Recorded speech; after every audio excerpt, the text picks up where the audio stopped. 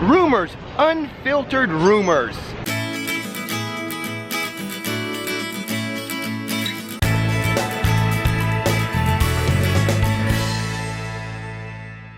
So I'm calling these unfiltered rumors because I haven't had a chance to fully vet them yet.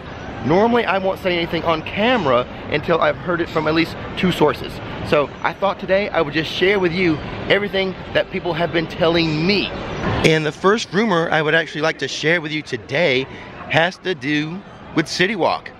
I have heard, there's been some rumblings of a new restaurant coming to the City Walk area that would be themed to SNL. A Saturday Night Live themed restaurant I think would be pretty cool.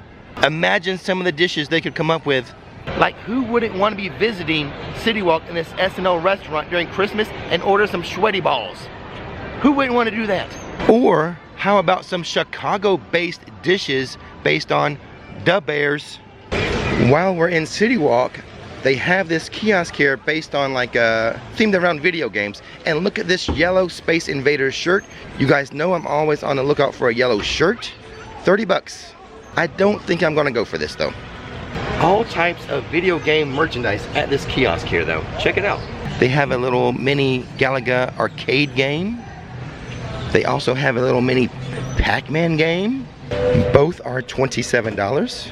And this little kiosk is located very near the little fountains that people play in, the kids play in. There's the water fountains, and there's the kiosk. But enough of that kiosk. You guys tuned in for the rumors, which I do want to mention. None of this is confirmed by Universal. Universal does not endorse what I'm saying here today. And in fact, most of the things I am not endorsing because I don't have that second source on it. I just wanted to share with you stuff that is shared with me because people share stuff with me all the time and I hold back on it, but not today. I tell you what, since this is just speculation, in the comments below, let me know of all these rumors, which one you hope is true.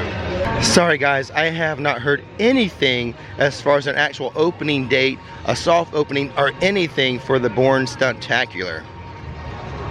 That group of team members, they really know how to keep a secret. I will say this though, we are one day closer to spring. Most of today's rumors will be centered around Halloween Horror Nights. And since I'm right here by the fountain show, I do have a rumor regarding it. And this is one that I am really uneasy about speaking of because I don't know a lot about this artist. I did hear one of her songs on the radio today driving over here, but that's all I know about her, what is played like on the radio. So the rumor is Billie Eilish, her music will be featured in the fountain show for this Halloween Horror Nights. Of course, the fountain show has to change as it was all related to last year's houses and scare zone, so it has to change. But Billie Eilish, what do you guys think? Like I said, this is one I was really uncomfortable actually speaking to on camera. But does it make sense to you guys? Not so much to me, but I could be wrong, as like I said, I'm not as familiar with her music as like some of you may be. So now we are outside the Cafe La Bamba restaurant for the next Halloween Horror Night rumor. So the rumor is there will be an 11th house this year, haunted house. That's the easy part to believe. I can believe that part of it. But it's going to be near or somehow utilize the La Bamba Cafe restaurant. That's the hard part for me to grasp. I don't think they would use the interior for a haunted maze whatsoever. I don't believe that. They use it for VIP tours and the RIP tours, things like that. Could they build something near it? Put a tent like near the La Bamba restaurant to the backside or something? I'm unsure of that. So, but that is the rumor that the 11th HHN Haunted Maze will be located near or utilize the La Bamba Cafe. Like I said, I can believe the 11th house. This location, questionable. Look what we have over here by the Mummy. The Sahara Traders, the kind of the gift shop as you exit the Mummy, is all scrimmed up on the outside. So apparently they're doing some outside refurbishment to the Sahara Traders gift shop for the Mummy. And speaking of the Mummy and refurbs, I'm all in on the rumor that the Mummy will go down this year for an extended amount of time to be like totally refurbed. I'm all in on that rumor, guys. And across the street from the Mummy in the French Quarter, they're having a hot set today, and it looks like some extensive stuff going on here. They have actually moved all of the food kiosks to one side of the street. Usually they're on the other side of the street, but for this hot set, whatever they're filming today, they moved all of the food kiosks for Mardi Gras. Well, it's awfully noisy over here in New York with singing happening, Blues Brothers. It's really noisy over here. Let me walk around, find a quieter spot to mention some more Halloween Horror Nights rumors. As we walk through San Francisco, which was a scare zone last year for Rob Zombie, I do have a rumor for a new scare zone. The rumor is Beetlejuice will have its own scare zone next year, or for this Halloween Horror Nights, which would probably, I would imagine that would be located near Hollywood Boulevard, because that's where he hangs out. But on the other hand, since his old attraction was over here in San Francisco, perhaps a Beetlejuice scare zone here. Though I do believe Hollywood Boulevard would be the better choice. So what would you think of a Beetlejuice scare zone? I think pass holders would like it, but to me, it sounds more like a fun zone than a scare zone. Well, here we are over by Fear Factor, the Fear Factor Stadium. You know the rumor I'm going to talk about, the return of Bill and Ted's. At the very end of last year's Halloween Horror Nights, someone told me there was a 90% chance of Bill and Ted returning, which makes sense because there is a new movie coming out. But then about a month ago, I was speaking to someone and they said it was kind of unlikely because Comcast is not really big fans of the Bill and Ted show, and Comcast is the parent owner of Universal theme park, so I don't know which way to land on this one. You know my heart is with Bill and Ted's. This may be a case where I'm thinking with my heart, not my head. I'm certainly hoping, but you know what you say about hope? You can hope in one hand and crap in the other hand and see which one gets filled first. Since we're over here by the Fear Factor Stadium near MIB, we can take a peek behind MIB where a house usually goes, a haunted maze, and there is a tent back there. It seems a little different than the past years, but I don't know. Maybe they're already working on the house that goes behind the MIB attraction.